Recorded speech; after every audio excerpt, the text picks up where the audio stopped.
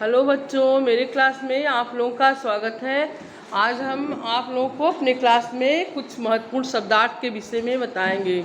जो कि शब्दार्थ आप लोग जानेंगी तो व्याकरण से संबंधित है, वो आपके समझ में बात आएगी, परिभाषा वगैरह समझ जाएंगी, लिखेंगी। तो चलिए अपनी कॉपी पे 2 लाइन बना खींच लीजिए, बीच में एक लाइन खींचिए, शब्द और अर्थ लिख लीजिए। सबसे पहला शब्द है संधि। संधि का अर्थ है जोड़। संधि माने होता है जोड़। संज्ञा माने है नाम। संज्ञा का शब्दार्थ होता है नाम। क्रिया माने करना। अपनी कॉपी में नोट करती चलो, ठीक है? नोट कर रही हो कि नहीं कर रही हो? हाँ, अब कल तक याद हो जाना चाहिए, कल हम पूछेंगे।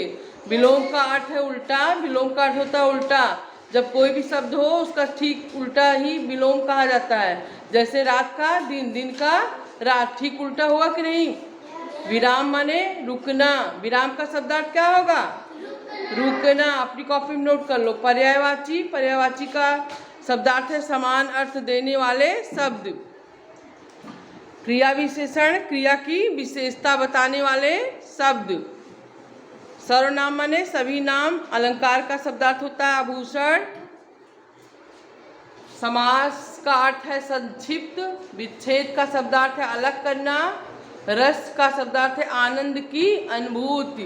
इतना शब्दार्थ आप लोग याद करके आएंगी, कल हमें सुनाएंगी।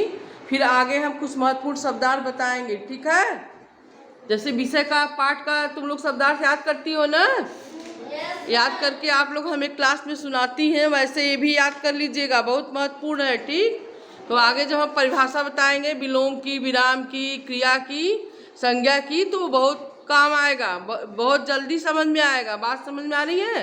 जैसे संज्ञा वाले नाम ही होता है। जब हम कहें किसी व्यक्ति, वस्तु, स्थान अथवा भाव के नाम को संज्ञा कहते हैं, तो आप लोग समझ जाएंगी कि संज्ञा वाले नाम ही होता है। ऐसे सब परिभाषा बताएंगे। जैसे क्रिया। क्रिया माने करना। जब किसी शब्द से कार्य के होने या करने का बोध हो तो उस शब्द को क्या कहते हैं? क्रिया। जब हम क्रिया का शब्दार्थ जानते रहेंगे, ऐसे सारी परिभाषा समझ जाएंगे बहुत जल्दी से।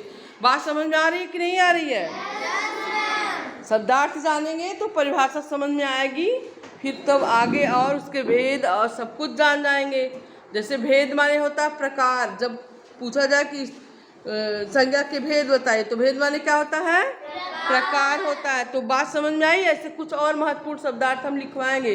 पहले आप लोग इतना ब्लैक बोर्ड पे जो लिखे हैं लिख करके याद करके आइए, कल हम सुनेंगे। बात समझ में आई कि नहीं आई? तो कल कौन कौन हमें सुनाएगा बताओ? ठीक है, कल हम अवश्य सुनेंगे, ठीक? कॉपी भी चेक करेंगे, कॉपी में नोट की हो कि नहीं? ठीक है, धन्यवाद।